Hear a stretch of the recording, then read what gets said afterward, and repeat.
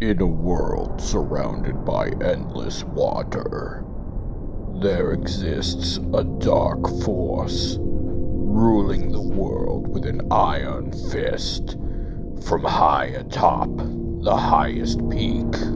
So who is Emu Nerona? I don't just watch a little bit of One Piece content, I watch a ridiculous amount.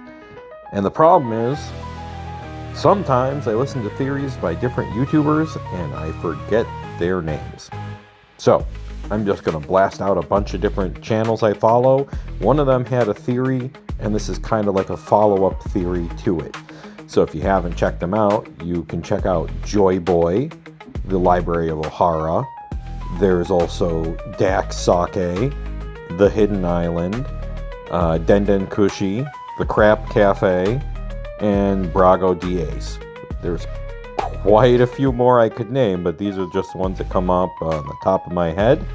So, this is sort of a follow-up theory on the third power set in One Piece, because we have Haki, we have the Devil Fruits, and now there seems to be some bizarre shadow power. But this is more tied into who or what Emu really is. If you've played Persona, you know that shadows are another word for the id. And these powers seem to be related to shadows themselves. So what exactly does that mean? In Sigmund Freud's structure of the human psyche, the human personality is broken into three parts: the id, or instincts, the ego, or reality, and the superego, or morality. Or another way to break this down is that the superego is the personality that you show off, the ego is who you really are, and the id are the dark thoughts that you think that you keep private.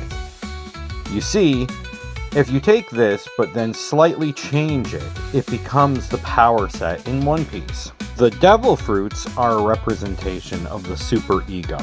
They are powers that go beyond the human self.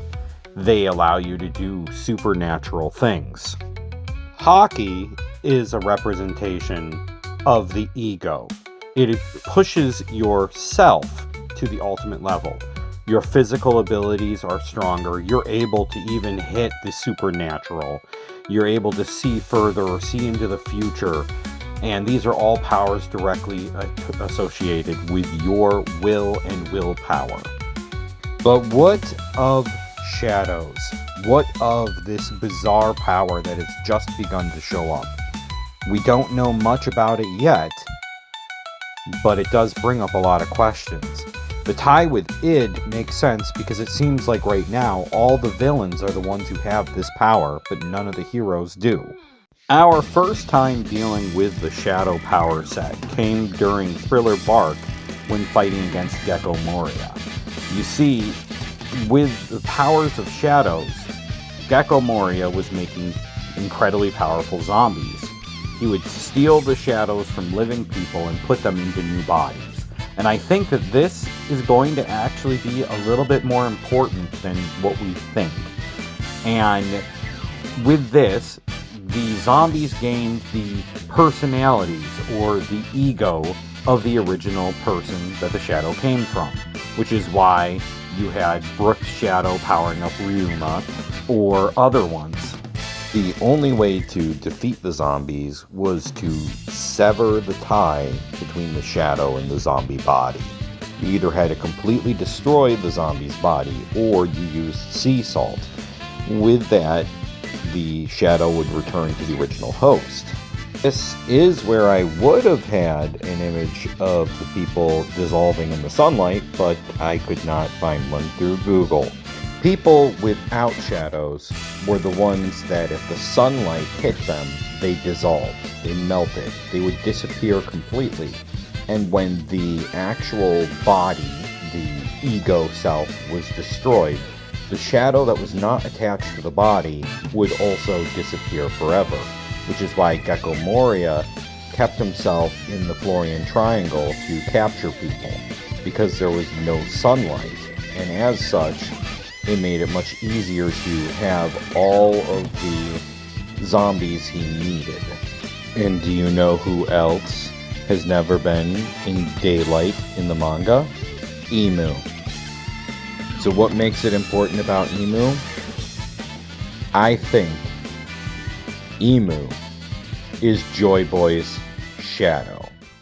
In the first third of the manga, the series focuses on devil fruit versus devil fruit power, and using the power of the superego to fight against other superegos. In part 2 of the manga, which is after Marineford with the time skip, there is a large focus on hockey and training hockey throughout the entire series.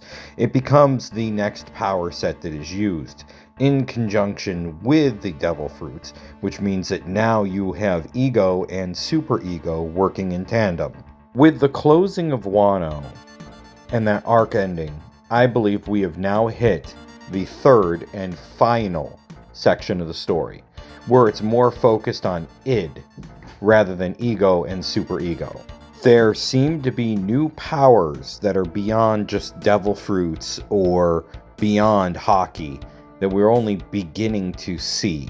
The five elders' powers, the demonic portals allowing teleportation, the absolute bizarre regeneration power that seems to just be unbreakable. What's important to note is that the five elders that were on Egghead, only one of them was actually there. When Joy Boy's hockey exploded out of the giant robot, the connection that allowed four of the five elders to be on Egghead was severed. It seems as though the power of this underworld transportation came directly from Emu. And when the hockey was blasted out, Emu felt it.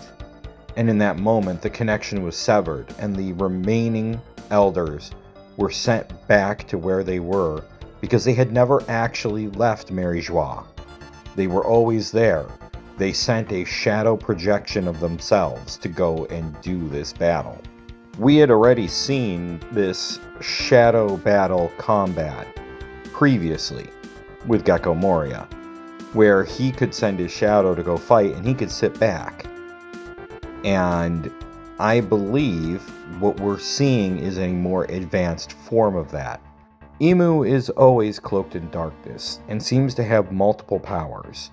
This arrow attack looks reminiscent to what Gunko's ability is, and it seems that Emu can give this regeneration power to anyone that I suppose he lends his shadow onto. In the Harley mural, you see what looks like a shadow monster holding the sun.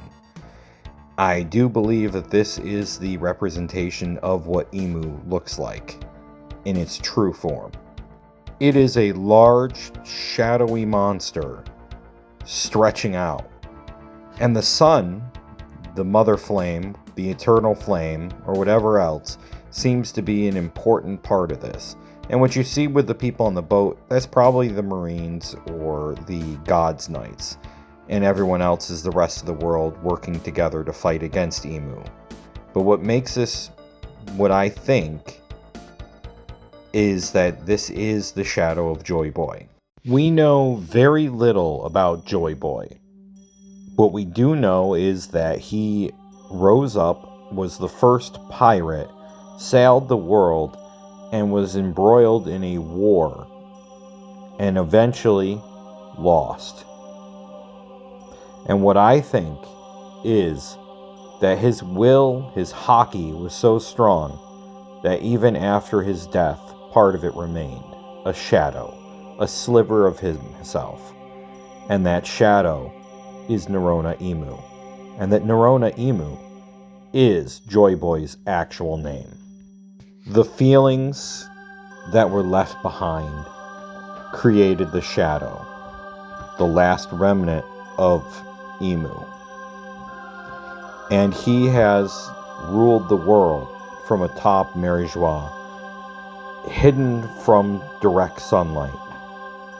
and controlling the entire world to prevent what happened during that war from happening again. That is why when he was hit with Joy Boy's hockey, it severed the connection that allowed the 5 Elder Stars to be on Egghead, which is why only Saturn was left remaining there, because he was the only one physically there. As part 3 of the series continues, I do believe that we are going to be experiencing more of the id. It's not simply hockey or devil fruit powers that are going to allow you to defeat anyone graced by Emu's shadow. I think that they're going to have to learn what it means to be a shadow, which is about feelings, rather than willpower. And it is all going to be primal feelings, which is why when you put your feelings into an attack at its ultimate power, that is when it will be able to land, where it is going to be able to stick. And I think that this is going to be part of the training arc that is going to be commencing. That Scopper Gaban is going to help teach the Straw Hats how to have this feeling attack. Not simply will, but that's why his attack is the only one that seems to have hurt any of the people blessed by Emu's shadow regeneration. When Luffy was fighting Gecko Moria and had absorbed all the different shadows of the different people, his power grew immensely, and it kind of was the first time it looked like he was getting Gear 4th, although that's not quite exactly the same thing. I do believe that the shadows are feelings rather than willpower or superego, and that this is how we are going to defeat Neurona Emu, because all that's left of Neurona Emu is the shadow. The more powerful the light, the greater the shadow.